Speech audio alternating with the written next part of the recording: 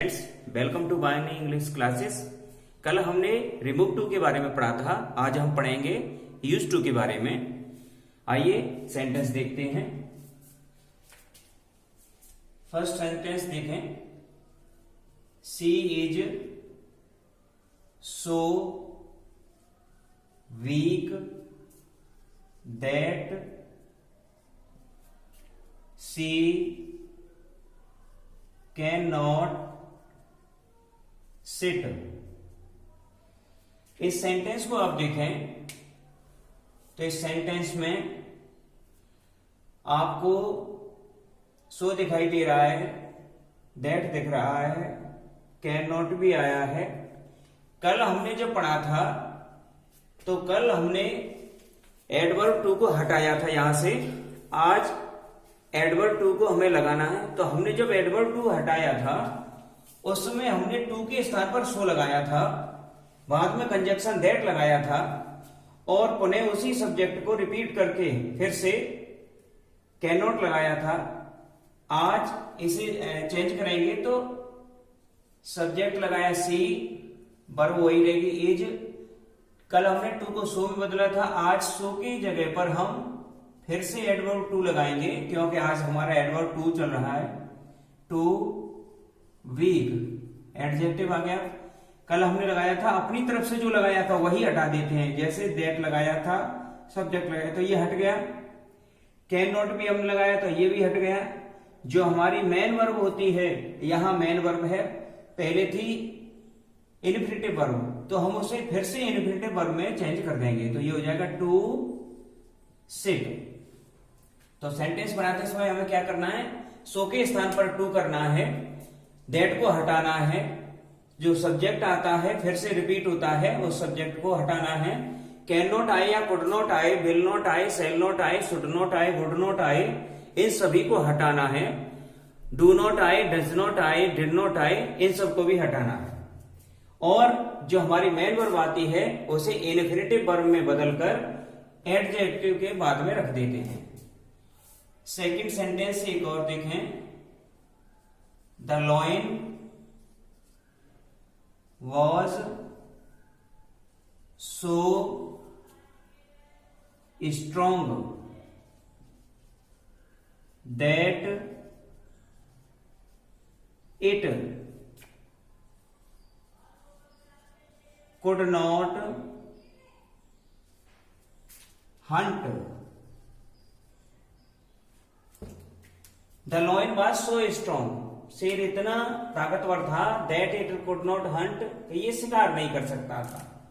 Solve करेंगे तो हमारा सब्जेक्ट है द लॉइन, तो द लॉइन वॉज, सो की जगह टू आ जाएगा, adverb too, adjective strong, that हट जाएगा, इट हट जाएगा, कुड नॉट भी हट जाएगा, हंट हमारी मेन वर्ब है, इसे लाएंगे और इन्फिनिटिव वर्ब में बदल देंगे टू हंट। तो इस तरह से आपने देखा कि कल हमने जहां टू को हटाया था आज हम एडवर्ब टू का प्रयोग कर रहे हैं। अब इससे आगे सेंटेंस देखें आप। Third sentence, she is so honest that she cannot accept any help। she is so honest, वह इतनी ईमानदार है, that she cannot accept any help, कि वह किसी की भी मदद स्वीकार नहीं कर सकती। तो सी इज टू ऑनेस्ट। अब यहां पर इसे हम लेके आएंगे तो डेट हट गया, यहां से सी हट जाएगा, कैन नॉट हट जाएगा। मेन वर्ब हमारी एक्सेप्ट है, इसे लाएंगे तो इससे पहले हम टू लगा देंगे क्योंकि इसे इन्फिनेटिव वर्ब में चेंज करना है। टू एक्सेप्ट एनी है। इस तरह से हमारे सेंटेंस बनते हैं। अब इससे आगे और चलें। मान लीजिए यदि आपके जो सेंटेंस हैं उन सेंटेंस में सब्जेक्ट आया हो और सब्जेक्ट के बाद में वर्ब हो, उसके बाद में कोई एडजेक्टिव दिया हो और बाद में दी हो आपकी fresh beyond the proper limit. मान लीजिए आ जाए the principal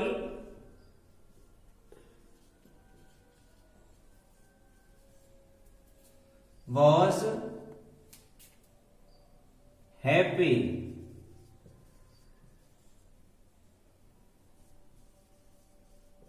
beyond the proper limit. ये सेंटेंस रहा आपका। ऐसे यदि हम सॉल्व करेंगे तो द प्रिंसिपल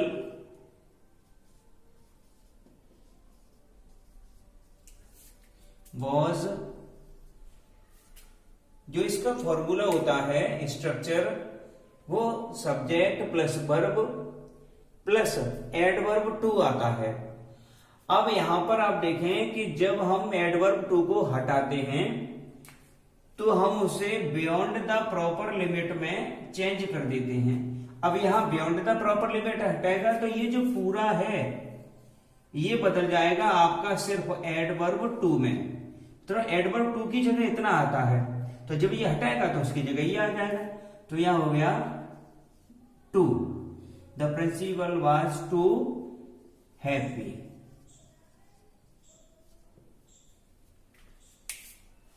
ऐसे ही ये सेंटेंस आपका इस तरह भी आ सकता है। मान लीजिए वहां beyond the proper limit fresh नहीं आए, ये इस तरह से आ जाए, my father is very over extremely, और फैट कर दें तो ये हो गया आपका sentence, my father is very fat या ओवर फैट या एक्सट्रीमली फैट। कई बार बोर्ड एग्जाम में ये सेंटेंस में वेरी ओवर वगैरह आया है, एक्सट्रीमली भी आया है। अब हम ये नहीं समझ पाते हैं कि वेरी या ओवर या एक्सट्रीमली की जगह क्या रखा जाएगा। तो कल बताया था आप सबको कि इन सभी को हम टू में कन्वर्ट कर देते हैं, टू में चेंज कर देते हैं। तो सेंटेंस जो होगा वो ये होगा, my father is too fat. बस इतना आ जाता है। अब मान लीजिए हमारा जो सेंटेंस है उस सेंटेंस में आगे इट आए अथवा कोई निर्जीव थिंग आए, लाइफलेस ऑब्जेक्ट है कोई, और बीच में वन या नन आता है। ऐसे सेंटेंस में हम जब टू लगाते हैं तो नन या वन को वहां से हटा देते हैं। जैसे the box was so heavy that none can. अब यहां पर वॉज आया है तो कैन की जगह कुड होगा,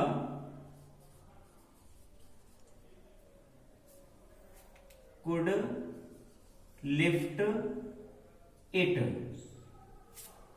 संदूक इतना भारी था कि कोई इसे उठा नहीं सकता था। तो इसे सॉल्व करते हैं। द बॉक्स वॉज सो है दिया है, इसकी जगह हम टू लगा देंगे। The box was too heavy.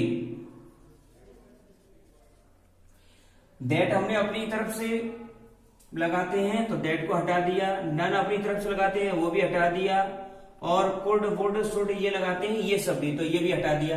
अब हमारे पास बचा लिफ्ट इट, तो लिफ्ट से पहले हम टू लगा देंगे क्योंकि लिफ्ट हमारी वर्ब है, तो ये हो जाएगा टू लिफ्ट। पीछे जो इट आता है सेंस के लिए लगा देते हैं, तो हम इसे भी हटा देंगे क्योंकि ये भी हम अपनी तरफ से लगाते हैं। तो सेंटेंस आपका बना the box was too heavy to lift. तो यहां आपने देखा कि यदि नन या वन आ जाता है तो नन या वन के आने पर हम इसे हटा देते हैं। ऐसा भी हो सकता है नन की जगह वन आ जाता, या कभी कभी हम ऑब्जेक्ट दूसरा भी लगा देते हैं तो उसके स्थान पर भी आ जाता है। यही सेंटेंस हो सकता है। ऐसे भी आ सकता है, मान लीजिए वहां आ जाए जैसे the box is so heavy that I can not lift it. इस सेंटेंस में आप देखें, ये सेंटेंस और ये नीचे वाला सेंटेंस, इसमें बहुत बड़ा अंतर है। यहां पर आपने देखा दैट के बाद आया है आई, इसका मतलब हमारा जो सब्जेक्ट है वो क्लियर है। नीचे सब्जेक्ट क्लियर नहीं था, पता नहीं था, कोई भी हो सकता है, ऊपर तो मैं हूं। आप इसे देखें, सॉल्व करें, तो अब इसमें सबसे पहली चीज ऐसे सेंटेंस में पहचानने की ये होती है कि ये देख आगे वाला जो क्लॉज है उसका जो सब्जेक्ट है वो निर्जीव हो, इट हो, और बाद में जो क्लॉज है दैट के बाद वाला ये क्लॉज पूरा, इसमें जो सब्जेक्ट है वो दूसरा हो, दोनों जगह अलग अलग सब्जेक्ट हो। ऐसे सेंटेंस को जब हम बनाते हैं तो द बॉक्स इज सो की जगह टू आ जाएगा, टू हैवी, और ये दैट हट जाएगा। यदि सब्जेक्ट कोई क्लियर है और बीच में आया है पहले वाले सब्जेक्ट से, उसका कोई मेल नहीं है, कोई भी मैच नहीं है, तो यहां जब भी हम उसे लगाएंगे तो हम उसे ऑब्जेक्ट में चेंज कर देंगे। और ऑब्जेक्ट में कैसे चेंज करते हैं कि उस को ऑब्जेक्ट में बदलते हैं और उससे पहले हम प्रीपोजिशन फोर लगा देते हैं। तो आई से पहले एक तो फोर प्रीपोजिशन लगेगी, और आई को ऑब्जेक्ट में चेंज करेंगे तो आई का ऑब्जेक्ट होगा मी, लिफ्ट, और इट को हमें हटाना पड़ेगा क्योंकि इट तो हम अपनी तरफ से पहले लगाया था, तो इसलिए यहां पर हम इसे हटा देंगे। सेंटेंस हो जाएगा the box is too heavy for me, और इससे पहले इन्फिनिटिव वर्ब बनाएंगे तो टू और लगा देंगे हम, टू लिफ्ट। ये है।